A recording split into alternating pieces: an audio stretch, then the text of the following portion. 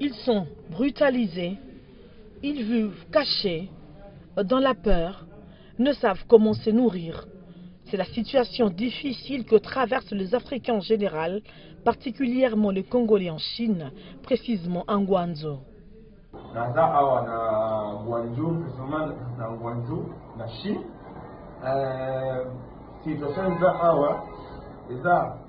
Je suis en Guangzhou, en Chine, et la police est venue nous informer que nous devons rester à la maison. Ils nous ont fait faire plusieurs tests.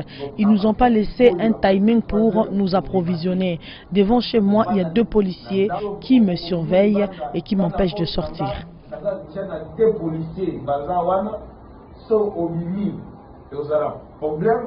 Depuis que ce pays est sorti de la crise sanitaire causée par le coronavirus Covid-19, les Africains sont victimes des atrocités. Ils ne peuvent ni sortir pour acheter à manger, ni se promener dans les rues. Certains Chinois vont jusqu'à casser les portes et fenêtres de leurs appartements pour les pousser à quitter la Chine de peur qu'ils les contaminent.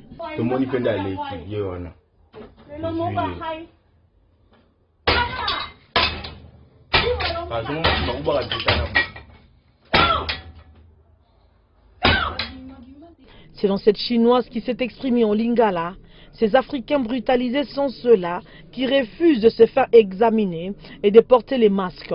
Et pourtant chez eux, les examens pour le dépistage du coronavirus se font gratuitement. Elle a confirmé également que 2 Africains ont été retrouvés morts dans leurs hôtels uniquement pour avoir refusé le test. Il y a des Africains qui sont entrés en Chine avant que nous fermions nos frontières.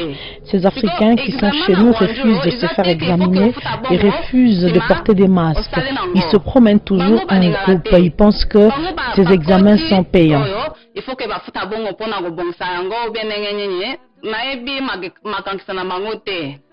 Ces images montrent le contraire. Certains, bien qu'ils ont porté les masques, sont brutalisés et arrêtés par la police. C'est dans le noir que des jeunes étudiants ont été transportés à un lieu inconnu.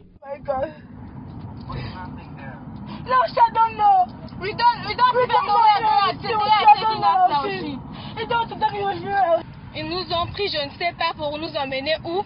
Maintenant là, je sais pas où est-ce que ils nous ont pris comme si nous étions des voleurs. Maintenant, je ne sais pas où est-ce qu'ils veulent nous emmener. Partout dans les réseaux sociaux, des images circulent où l'on présente le chlorure de sodium comme médicament que les Chinois contraignent les Africains résidant dans ce pays à boire. Est-ce que ce produit a un effet sur le coronavirus ou cela joue un rôle préventif? À Kinshasa, la commission de relations extérieures du Sénat, dirigée par la sénatrice Francine Muyumba, s'est entretenue avec M. Zhu Jing, ambassadeur plénipotentiaire de la Chine en RDC, sur les incidents de brutalité et blessures infligées à des Congolais en Chine. L'ambassadeur a déploré ces incidents survenus et a décliné la responsabilité du gouvernement chinois face à ce cas qu'il qualifie d'isolé et a affirmé que les mesures coercitives sont en train d'être prises à l'endroit des responsables de 10 actes.